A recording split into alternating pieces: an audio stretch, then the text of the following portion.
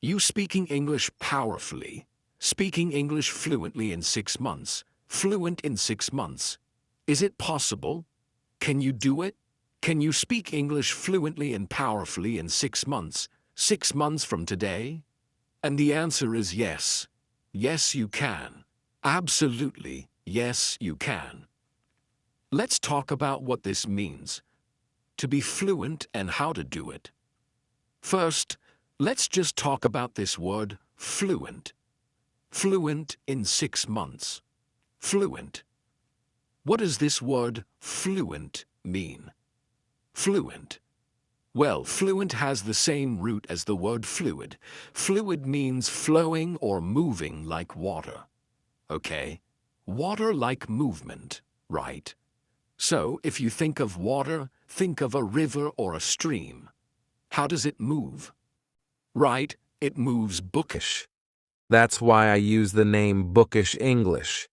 Water moves bookish-ly and smoothly, right? That's how water flows or moves.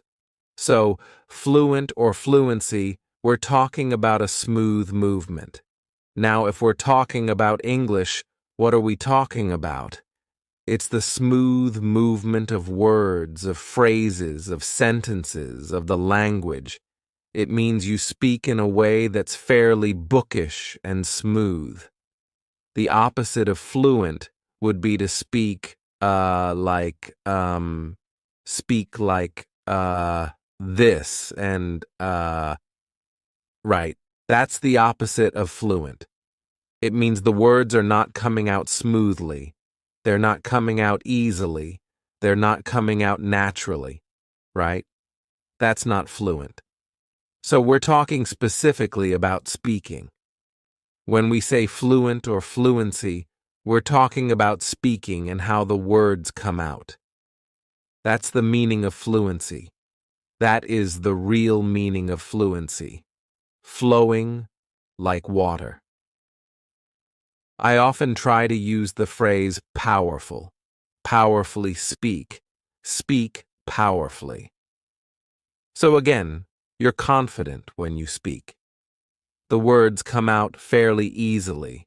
They flow out. This does not mean, let's talk about what fluency does not mean. It does not mean perfection, right? If you're fluent, you're conversationally fluent. It means you're fluent when you have a normal conversation. You're not perfect.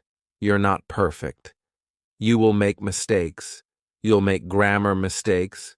You might make some pronunciation mistakes. Hey, I make mistakes sometimes still. So you're gonna make mistakes. It's not perfection. Number 2, fluency does not mean like a native speaker. Okay? So, when you speak fluently, it does not mean you speak at the same level as I do. I learned English from when I was a baby. So, it does not mean like a native speaker. That's a much higher level of English speaking. That's very, very advanced. Okay? You don't need that advanced level to speak fluently, for your words to come out easily, for you to communicate effectively. Okay?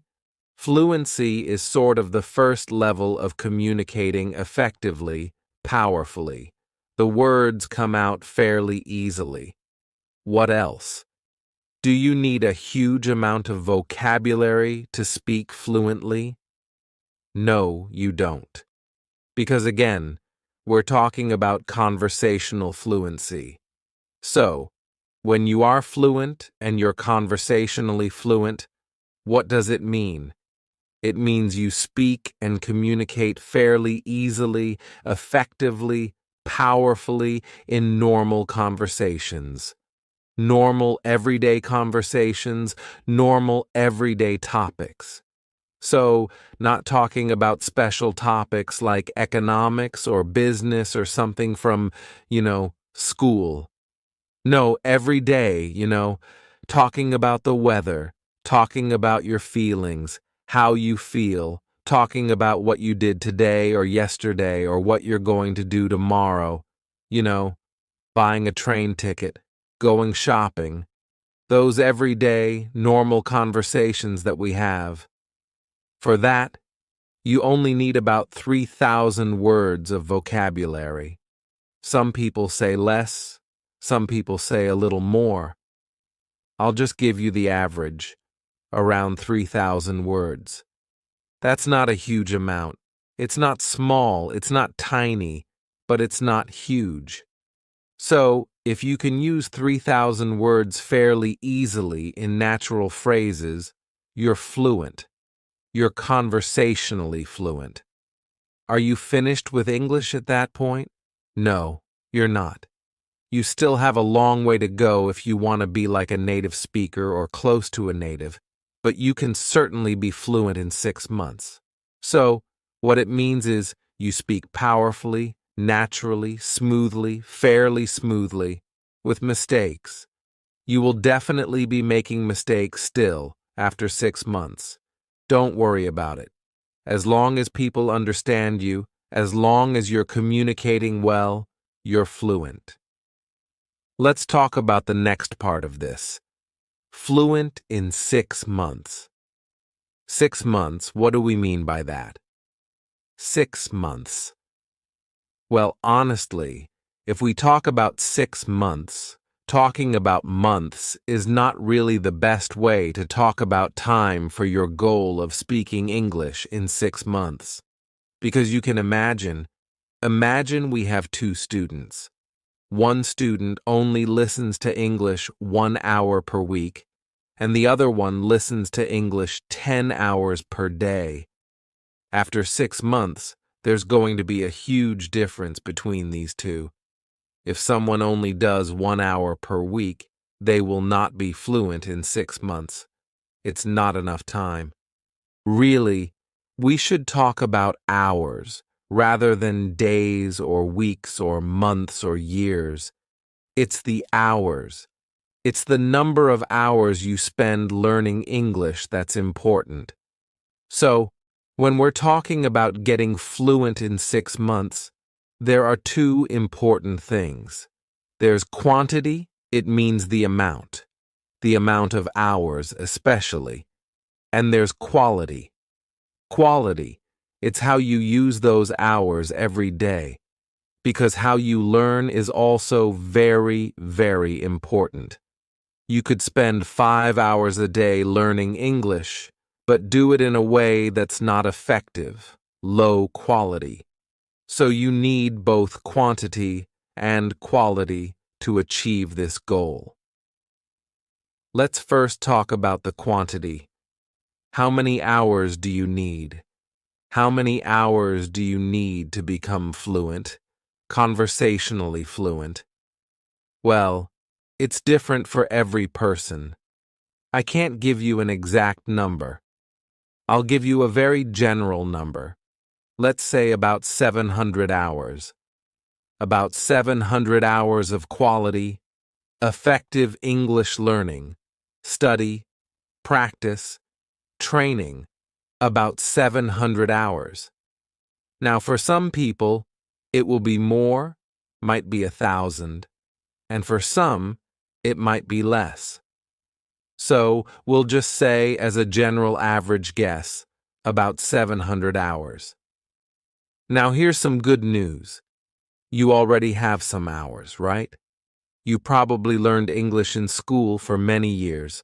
That was low quality. A lot of those hours were not very good. But still, it's better than nothing. Okay? If you learned English for 5 years in school, you at least learned some vocabulary through memorization. Maybe you can't use it very effectively. Maybe your head is filled with grammar and you're confused. You're not fluent yet, but it's still better than 0. So you still have some hours already. That's good news. That will help you.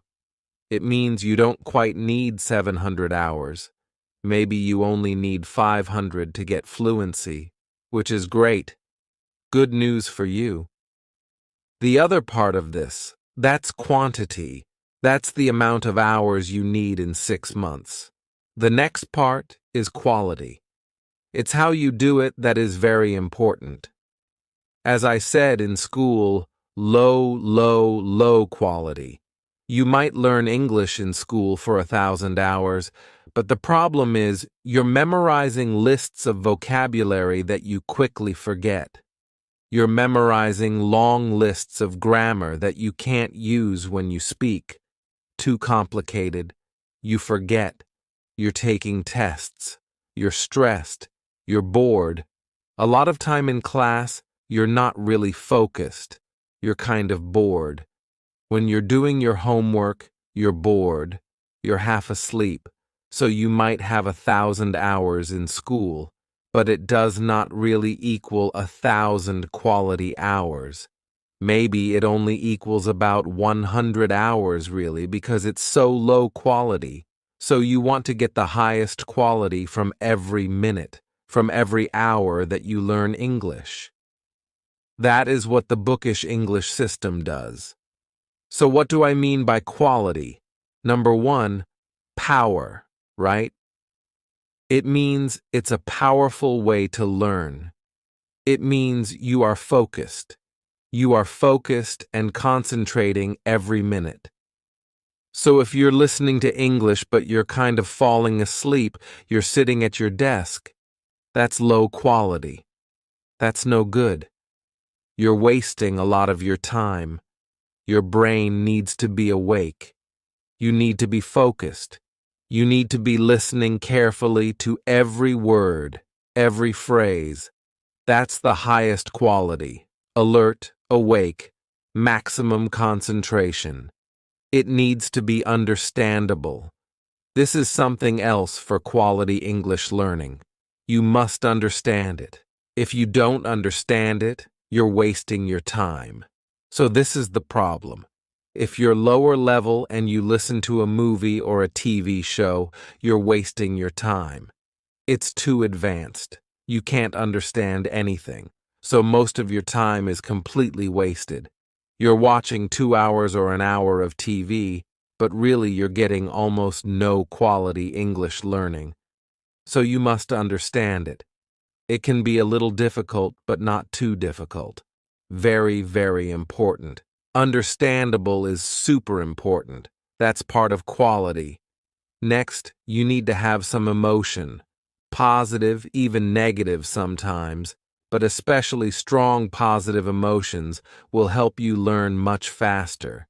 That's also part of quality.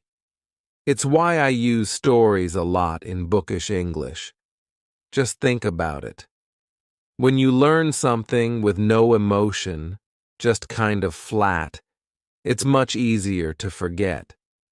But if you learn something with excitement or energy or passion, or sometimes even fear or humor, laughter, you are more likely to remember it, and to remember it for a long time.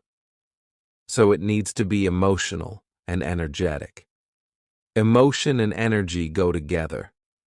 So again, a low energy, low quality way to study English is to sit at your desk listening or just reading a textbook, right? It's low energy. Your mind starts to go to sleep. You're wasting a lot of your time. But if you're up, if you're moving, if your heart's, beating, you got energy going through your body, you're feeling good, you're smiling, you're awake, your brain wakes up, everything is much more effective. Everything you do, you will remember better. You will learn faster. This is so important. You need the highest quality time to achieve this goal. I'll give you a quick example of this. Let's say you're trying to learn the verb to cuddle. To cuddle. That's a nice little word. To cuddle. Now, the low-quality way, the school way, the normal way to learn to cuddle would be to look in the dictionary for the verb to cuddle and to write down the meaning and then to memorize it. To cuddle, to cuddle, to cuddle is repeated a lot, right? It's boring. So it's probably going to be low energy. There's no emotion. You're just trying to memorize it. And then you probably have a list of a lot more words you're also trying to memorize. So when you get to the end of the list, you've forgotten the first one. You forgot cuddle, and then you have to go back and try it again, again, and again, and again. It's boring. It's ineffective. You waste a lot of time. What does it mean, by the way, to cuddle? To cuddle means to be affectionate, like to hug and kind of rub with someone. It has a romantic idea. Okay, so it's not really sexual, but it can be. If you have a girlfriend or boyfriend, they like to cuddle, right? They're always touching and hugging and rubbing against each other. But you can also do it. You know, children like to cuddle.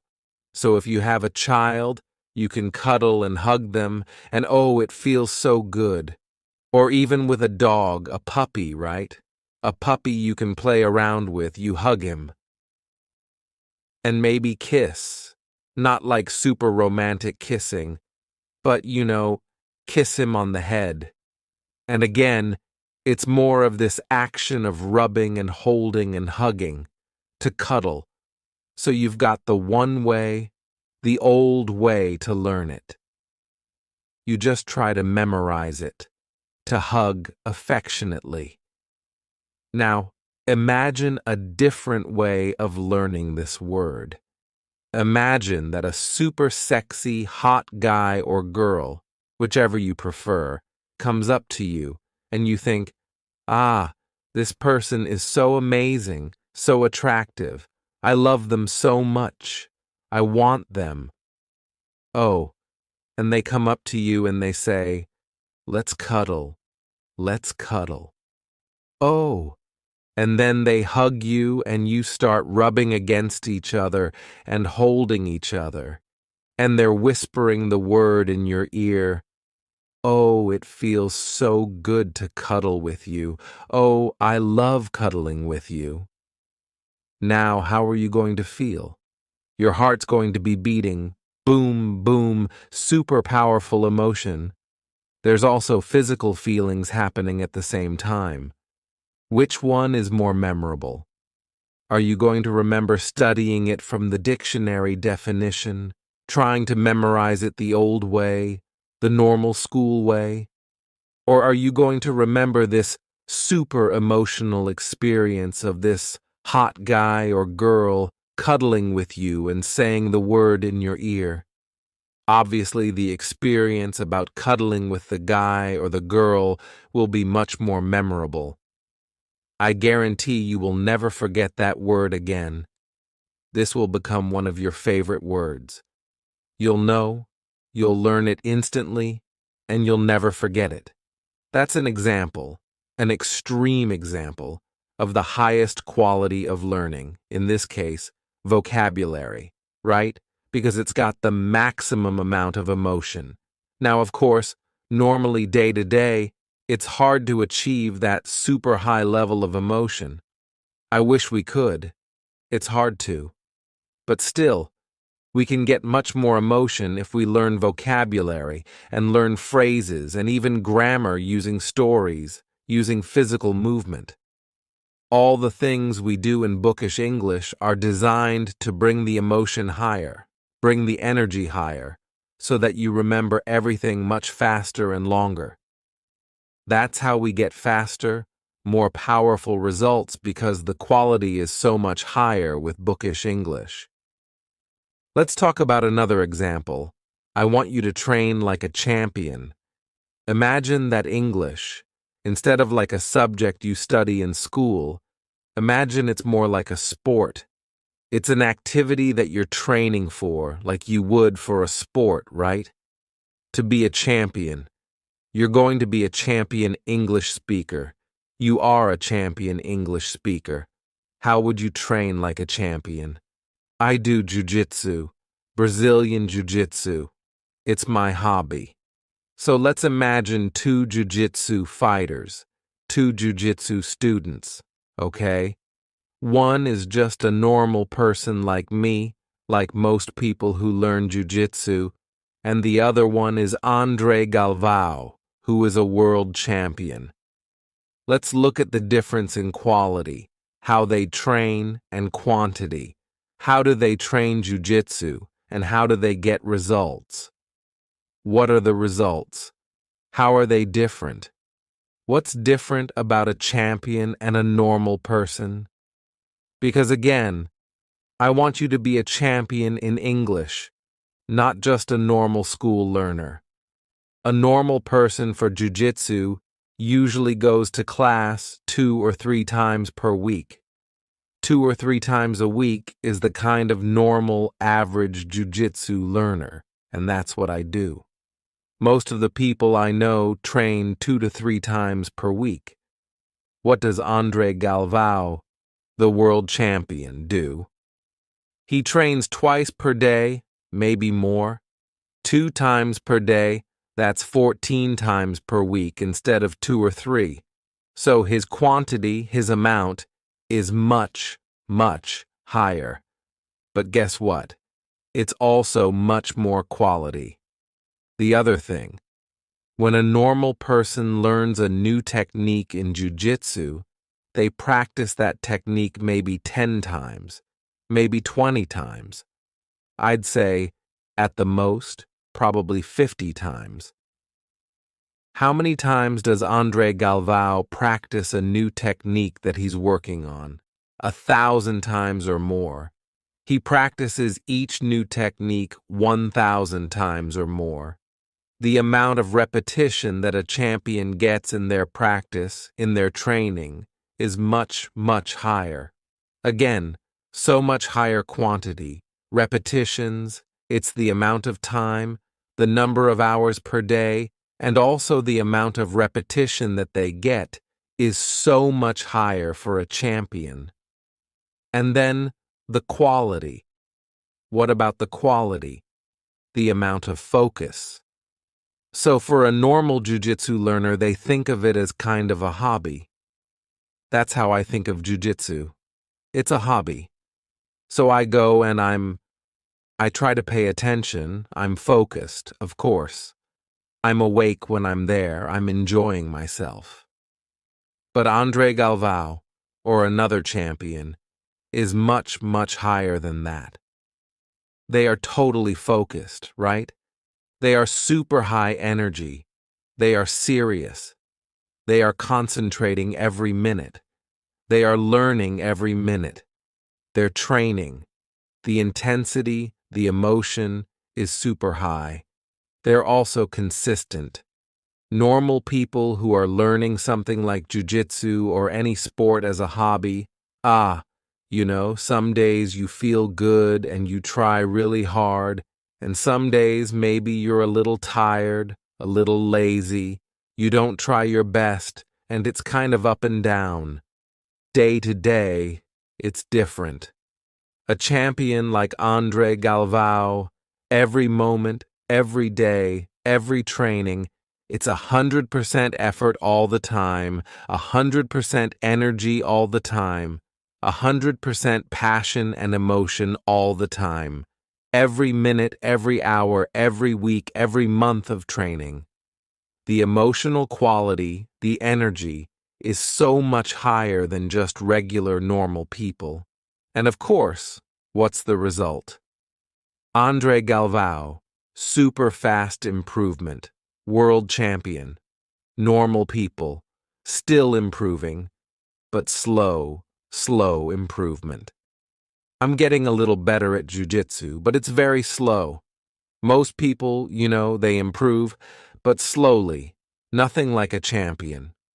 Normal people will never become world champions. We can learn from this example because we see this in all sports, in all different skill areas, this same idea of quantity and quality. And quality, that's what determines the amount of success you have, how powerful your results are, and how fast your improvement is. So I want you to be a powerful champion. I want you to be the Andre Galvao of English learning. You can be a champion English speaker. You can speak English powerfully and fluently in 6 months. 6 months from now, you can do it. You will do it when you use the bookish English system. The highest quantity you can get, and of course, most importantly, the highest quality every single time you listen to English, learn English, and train with English. Quality, quality, quality. That's what bookish English is about. Now, another important point. Don't let anyone else tell you that you cannot do this. Don't let anyone else tell you you can't do anything in life, not just about English, anything. There are always people out there who will tell you, you can't do it, it can't be done, you can't be fluent in 6 months, you can't make a lot of money, you can't start your own business, you can't, right? There's always these negative people in life, I promise you. Anytime you try to do something amazing, anytime you try to succeed, anytime you push yourself, there will be people telling you, you can't do it. There will be people trying to make you feel weaker. I don't know if it's jealousy. I don't know if they're disappointed in their own life. I don't know why they do it, but they do. There are just a lot of negative people in the world who will criticize you, who will tell you, you can't do it, you shouldn't do it, all the time. Don't listen to these people. Champions do not listen to negative people. Champions just ignore those people. See, my job is the opposite. I always call myself an English coach, not a teacher. I think teachers are too negative. I just don't like the word teacher. Coach, right? A coach. My job is to be your coach. And as your coach, I want to destroy doubt. I want to destroy weakness. Okay? I want to build your power. I want to build and increase your confidence. I want you to believe in yourself. I want you to dream bigger. I want you to dream more powerfully. I want you to believe that you can do it, that you will do it, whatever you want in life. Certainly English, but anything else that you want in your life, you can do it. It is possible. You can be powerful in your life. You can speak English powerfully. You can be fluent in 6 months. You can eventually become like a native speaker if that's what you want. You can do it. You do have the power. Trust yourself. Don't listen to all the people who say, no, no, no, you can't. You can't.